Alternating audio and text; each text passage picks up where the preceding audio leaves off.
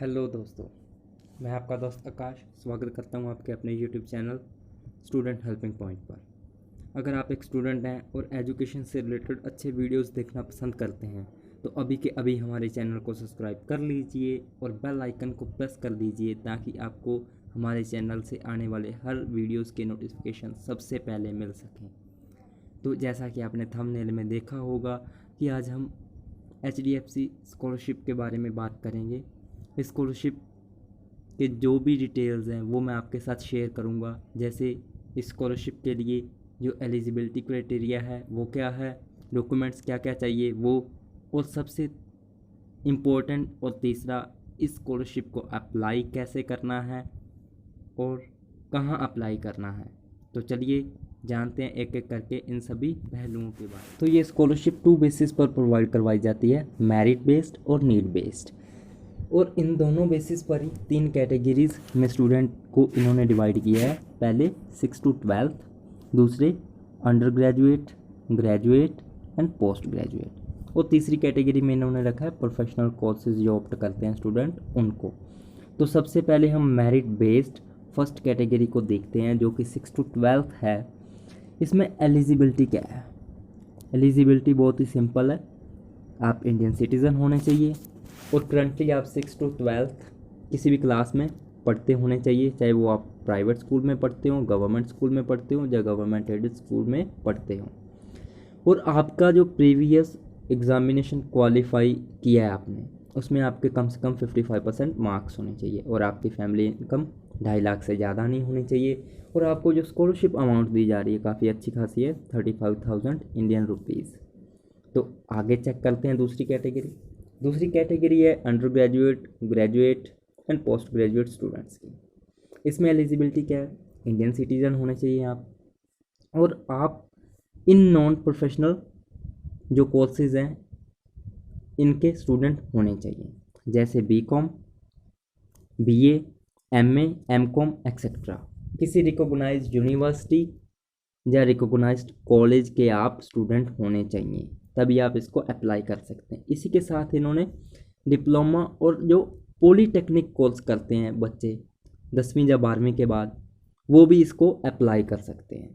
और आपके जो लास्ट क्वालिफाइंग एग्जामिनेशन आपने दिया है उसमें आपके कम से कम 55% मार्क्स होने चाहिए, और आपकी फैमिली इनकम 2.5 लाख से ज़्यादा नहीं होनी चाहिए, और आपको अमाउंट इसमें दिया जा रहा है 45,000 इंडियन रुपीज़।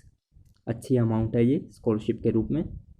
और जो थर्ड कैटेगरी है इसकी एलिजिबिलिटी चेक कर लेते हैं। आप इंडियन सिटीज़न होने चाहिए, सभी हैं, उसमें कोई शक नहीं है, और आप इनमें से किसी एक प्रोफेशनल कोर्स या इनके जैसे और भी जो प्रोफेशनल कोर्सेज होते हैं उनके स्टूडेंट होने चाहिए।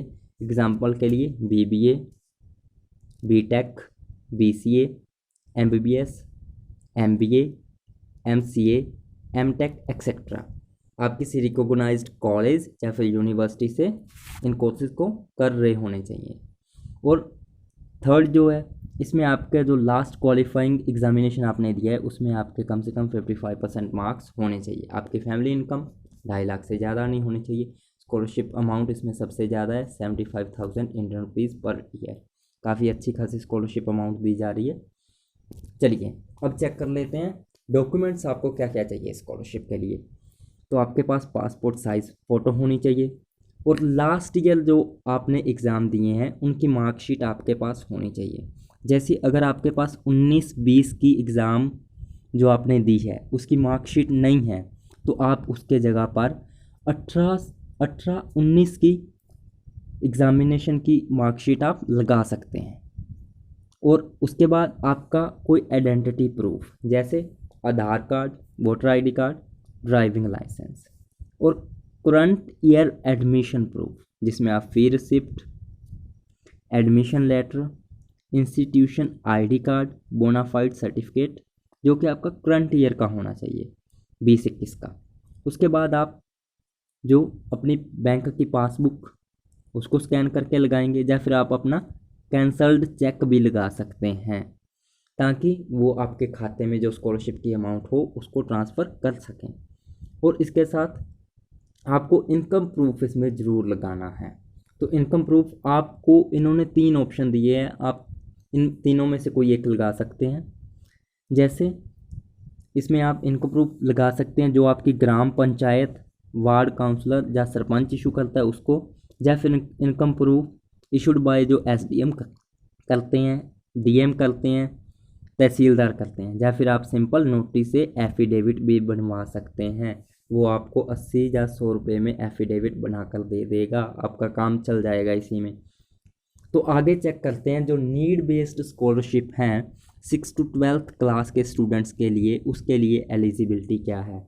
वही सेम इंडियन नेशनल होने चाहिए आप, और आप अभी 6 to 12th किसी एक क्लास में पढ़ते होने चाहिए, स्कूल कोई भी हो, प्राइवेट, गवर्नमेंट एडेड स्कूल, वो कोई इशू नहीं है। लेकिन जो इसमें इम्पोर्टेंट बात है वो ये है कि application must be facing a personal और family crisis that has occurred during 3 past years, यानी आप पर्सनल तौर पर जब फैमिली क्राइसिस के दौर से गुजर रहे होने चाहिए जो कि पिछले 3 साल में घटित हुए हैं, जिसकी वजह से आप अपनी एजुकेशन की जो कॉस्ट है वो बियर नहीं कर पा रहे हैं, वो अपनी फ़ीस आप नहीं भर पा रहे हैं, और आप इस कगार पर आ गए हैं कि आप अपना एग्ज़ाम वगैरह हैं, आप स्टडी वगैरह को छोड़ने के बारे में सोच रहे हैं। और इस स्कॉलरशिप में भी आपको 35,000 इंडियन रुपीज़ मिलेंगे। आगे चेक कर लेते हैं हम इसकी दूसरी category, under graduate, graduate, post graduate, need based. वही सेम है, इंडियन नेशनल होने चाहिए आप। और सेकंड, आप नॉन प्रोफेशनल कोर्सेज जैसे BA, BCom, MA, MCom etcetera के स्टूडेंट होने चाहिए किसी भी रिकॉग्नाइज्ड कॉलेज या फिर यूनिवर्सिटी से। और थर्ड, आप डिप्लोमा या पॉलीटेक्निक के स्टूडेंट हैं तब भी आप इसको अप्लाई कर सकते हैं। लेकिन वही बात, आप कोई ना कोई पर्सनल या फैमिली इकोनॉमिकल फाइनेंशियल जो क्राइसिस होते हैं उनको फेस कर रहे होने चाहिए पिछले 3 सालों में से, जो कि किसी भी कारण से आपकी फैमिली में जो फाइनेंशियल क्राइसिस आए हैं, अगर वो आप पिछले 3 सालों में से किसी एक साल से फेस कर रहे हैं और आप अब अपनी एजुकेशन की फ़ीस वगैरह नहीं भर पा रहे हैं और आप अपनी पढ़ाई छोड़ने के कगार पर आए हैं, तो आप इस स्कॉलरशिप को अप्लाई कर सकते हैं। इसमें आपके मार्क्स वगैरह कोई चेक नहीं किए जाएंगे और आपको जो स्कॉलरशिप अमाउंट अच्छी खासी 45,000 इंडियन रुपीज़ मिल रहे हैं, ताकि आप अपनी पढ़ाई अच्छे से करके अपना एक अच्छा फ्यूचर, ब्राइट फ्यूचर बना सकें। और थर्ड जो है प्रोफेशनल कोर्सेज, ये भी नीड बेस्ड है। इसमें एलिजिबिलिटी वही, आप इंडियन सिटीज़न होने चाहिए, आप इनमें से किसी एक प्रोफेशनल कोर्स को ऑप्ट कर रहे हों, जैसे BBA, BTech, PCA, MBBS, MBA, MCA, MTech etcetera, किसी भी रिकॉग्नाइज्ड कॉलेज या यूनिवर्सिटी से। और वही आप पिछले 3 सालों में से आप पर्सनल या फैमिली फाइनेंशियल क्राइसिस से गुजर रहे हों और आप अब अपनी फ़ीस भरने के योग्य नहीं हैं और आप अपनी स्टडी छोड़ने के बारे में सोच रहे हैं, तो आप इस स्कॉलरशिप को भर सकते हैं। आपको इसका बेनिफिट क्या मिलने वाला है, 75,000 इंडियन रुपीज़ फॉर 1 ईयर। काफ़ी अच्छी आपको स्कॉलरशिप अमाउंट दी जा रही है जिससे आप अपनी स्टडी कर सकते हैं। और सबसे इम्पोर्टेंट, अब इन तीनों जो नीड बेस्ड स्कॉलरशिप हैं, तीनों अलग अलग कैटेगरी के लिए, उनके लिए डॉक्यूमेंट्स क्या चाहिए, आइए वो चेक कर लेते हैं। तो इसके लिए जो आपको पासपोर्ट साइज़ फ़ोटोग्राफ चाहिए सबसे पहले, ताकि आपकी पहचान हो सके, और लास्ट ईयर मार्कशीट भी आपको इसके साथ लगानी है। लास्ट ईयर मार्कशीट आपको लगानी है ताकि पता चल सके कि आप अभी पढ़ रहे हैं। लेकिन इसमें वो 55% आपके एटलीस्ट मार्क्स होने चाहिए, उसका कोई झंझट नहीं है इसमें। तो आप, अगर आपके पास 19-20 की मार्कशीट है वो लगा सकते हैं, अगर आपके पास 19-20 की मार्कशीट नहीं है तो आप 18-19 की मार्कशीट लगा सकते हैं। आपके पास आइडेंटिटी प्रूफ होना चाहिए, Aadhaar card, voter ID card या फिर driving licence. Current year admission proof होना चाहिए आपके पास, फी रेसिप्ट या फिर एडमिशन लेटर या फिर इंस्टीट्यूशन आईडी कार्ड या फिर बोनाफाइड सर्टिफिकेट, जो कि आपके कॉलेज वाले करंट ईयर का बनाकर आपको देंगे, तो आप वो बनवा सकते हैं अपने कॉलेज से।